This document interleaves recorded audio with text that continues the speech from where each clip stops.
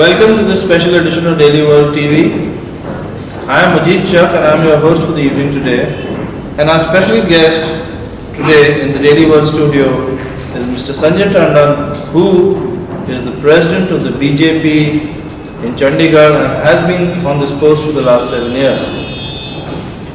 Therefore, my first question to Mr. Tandon would be, Sanjay ji, as you are well aware, there is an election happening in 5 states today in the country, and 2 of these states have been extremely important for the Bharatiya Janata Party. One is Uttar Pradesh and the other is Punjab.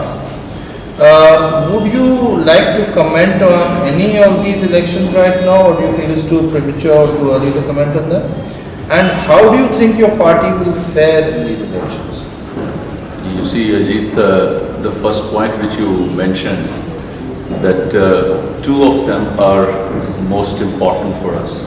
I would say that any election is important for the political party. Okay. All the 5 elections are equally important. All the 5 states are equally important. Howsoever, since UP remains to be the largest state, so in the same capacity, UP holds the maximum importance.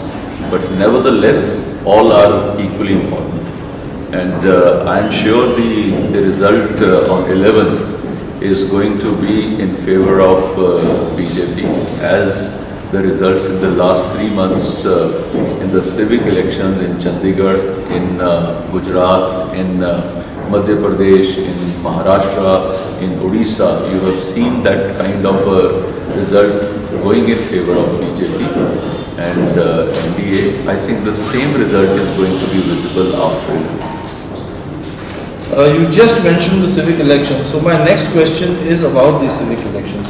I'm sure your party must have done some analysis on how they managed to get such an overwhelming response, especially in Chandigarh. I mean, you nearly swept the civic polls out here. So how do you account for that? There were a couple of reasons.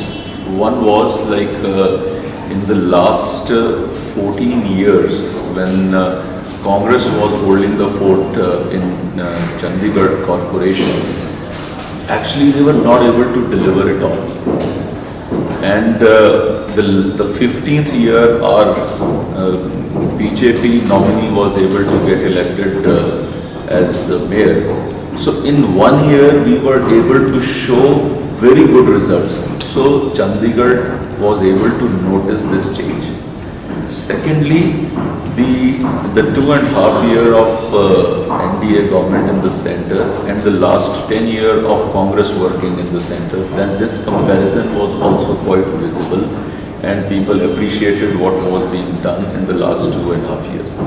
Thirdly, I would say that our party itself, our cadre, in the last couple of years when I became president, I did not have a member parliament, I did not have a market committee chairman, I did not have Panchayat Samiti chairman, I did not have a corporation.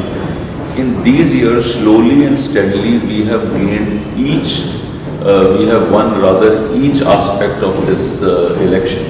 So our cadre is well charged, our organizational capacity has enhanced.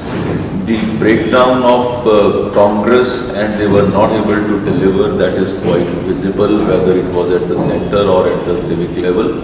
So all these things put together, and I would say finally the guidance from our central leadership, that was quite helpful. And this last issue was the demonetization, because on 8th November this demonetization happened and 18th December we went into polls in Chandigarh. This thing was quite visible that the people all around in Chandigarh, they favored this decision, they helped even if there was some small problems for the people, but they were overwhelmingly, they were supporting Modi ji and his party. So you feel that demonetization played a positive role in the elections for the BJP? Definitely. I think the worst period in which from 8th to 18th of December, when the first salary was to be paid, because it happened on 8th November, the salary for the November was already paid. On 8th December, when this day came, some people felt that difficulty in terms of monetizing their income in their banks. So even after facing that, people overwhelmingly, they mentioned it to me that whatever difficulty even if they are facing, but they are ready to support the government because they have taken such a bold decision. And this is a decision which will definitely help in terms of reducing the unequal distribution of wealth. This decision would also help people to at least finish off this menace of this extremism. You would have felt that the areas around Kashmir, they were rather quiet. The Maoist forces, they were also not able to do any kind of their major activities. So then this counterfeit currency which was in circulation, that had almost vanished. So there were number of advantages which people were able to see through. Yeah. I think that has, and a common man has been able to reach that, has been able to understand that. And secondly, there is another issue which I found. If you see Chandigarh as a whole, you find the suburban areas, our victory was by more than 5,000, 7,000 votes. In the urban areas, the victory margin was relatively lesser, which I feel that the people who are on the middle class or the lower middle class or the lower class, they were rather much more in support. There's another issue here. You see, there's this war against black money and corruption, which your party raised as a slogan during the 2014 election. And a lot of people, I personally feel, I mean, maybe I'm wrong, but I personally feel that a lot of people supported demonetization because they perceived it to be a part of the war against corruption and black money. So what are your views on this? You see, this war is not, this was primarily for 4 reasons. The 2 reasons which I mentioned earlier, the other 2 reasons were mentioned by you. So these were the 4 reasons why this demonetization happened. So I feel that in times to come, it has attacked the mind level of the people who were dealing more in cash. So you will find that the digital transactions, they have increased. Yes. You will find that people are making payments now more than I would say common now in terms of by check. And other side, if you have noticed, there is an impact on people who are ready to accept bribe also. Today they are quite wary of that, they are not even ready to talk. So there is a considerable reduction in that, and it is quite visible. There is a considerable amount of increase in digital payments. There is a considerable amount of misuse of cash currency which was used by the extremist forces. So there is an impact on that. Overall, I find that there is bound to be improvement even in the times to come. And some aspect which has shown on the economic side, if I would say, so that aspect is also getting countered by the advantages which it has shown in the past. There is also the issue of the municipal corporations. In that, in Bombay, your party is giving a lot of concessions to the Shiv Sena. Why is this? Concession? In the sense that you have allowed them to have their own mayor. You don't have a mayor candidate. You see, you know the figures, Ajit, there. We are only too short of Shiv Sena. And with Shiv Sena, our alliance is almost for the last more than 40 years. When you have these kind of alliances together, you don't fight for small posts this way or that way. And in any case, it was quite visible that it is who is going to make. They were fractionally ahead of us when we were ahead of them in terms of that in assembly. So we made the government there. So when they were ahead, so we also gave them the support. So there is no, it's not a question of it is not a new alliance which has come up, but it is an alliance which has been there. The only thing was that we fought this election separately. So this doesn't finish off our alliance. They are still our alliance partners in the center. They are still our alliance partner in the state. Okay. So basically you don't have to value your alliance partner. No, we are just as an elder brother, we have shown that grace. In Chandigarh now, what are your plans for Chandigarh since you are now in control of the corporation? What exactly are your new ideas? What exactly are the innovations that you have in mind? You see, in Chandigarh, basically the city has not seen that much development in the past. One of the foremost areas where we are working is one is the smart city. Chandigarh has already figured in the second list of the smart cities which has been sanctioned by the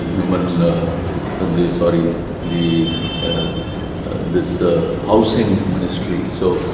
So one part is that we are already registered as a smart city. So 1,000 crore investment is bound to come for that reason. The second aspect is that we are going to make this as a first case in the country in which the smart grid is going to be used. All the electricity wires are going to be under the road. So they are going to be underground. So you find that there are some kundi connections, there are somewhere some accidents are there or something. So to avoid all that, this particular new idea has come up. 2,500 crores have been sanctioned for Chandigarh, and a pilot project is already about to start. The third aspect is like we are giving the Chandigarh PNG, is the pipe natural gas, and we have already started in sector 49. So in the coming 2 years, we are going to cover whole of Chandigarh. You will not have to stand in any queue for any LPG cylinder or something. So you will have it at your doorstep. The fourth issue is that we have taken up the roads in a very big way. In this first meeting itself, there are 26 wards. All the 26 wards, the proposals for the road making has already been sanctioned. Okay, so that we are moving, and we are going to give the parking lots a smart parking facility where you have the numbers, where you can book your parking lot on the web itself. You will have a definite place. There is an hourly billing. There is somebody who will get your car parked. You won't enter the lot until there is a space in that lot. So there are a number of new things. Because parking is a big problem in Sector 17 actually. I'm sure you face that problem, and in times to come that problem won't be there. And we assure Chandigarh a better city. We assure Chandigarhians a more beautiful city. We assure them a more healthy city and pollution-free city.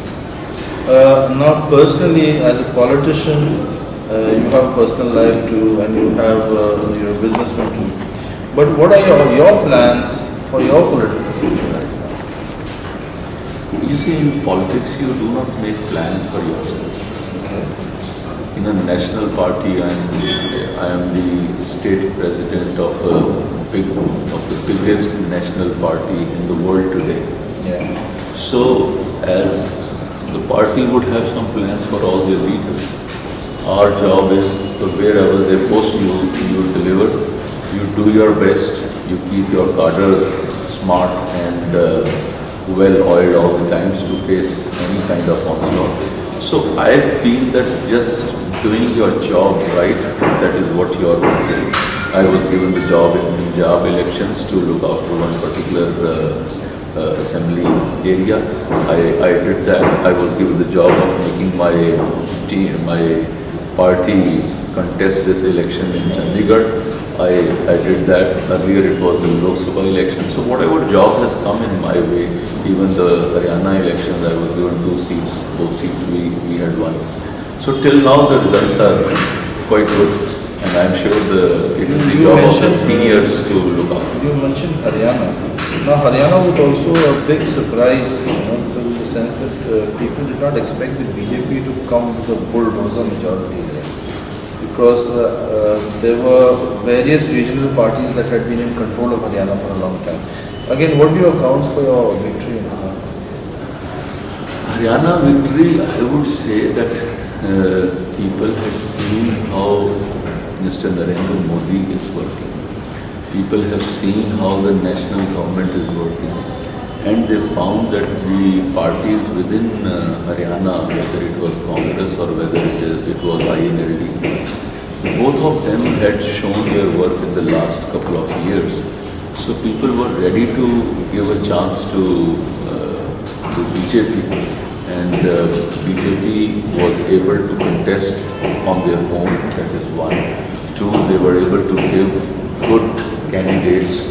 Three, their national party was, the party at the national scene was already delivering very well.